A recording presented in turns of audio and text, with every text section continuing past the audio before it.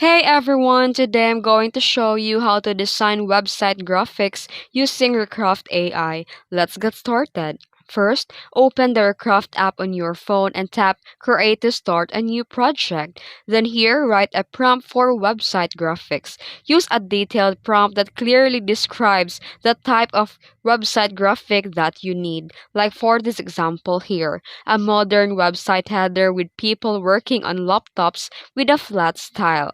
And tip, you can add visual style keywords like minimalist, gradient background, vector style, or flat illustration. Then here, tap style or preset to select a flat illustration, 3D style, or vector design, and pick a style that matches your website theme, and adjust the aspect ratio.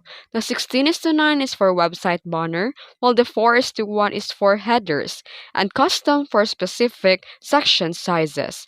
And after that, tap Generate and wait a few seconds. Preview the output and generate again if you want to change it. And tap Download once you're happy with the result and choose the web ready format. And that's it. If you found this video helpful, don't forget to like and subscribe for more tutorials. Thanks for watching.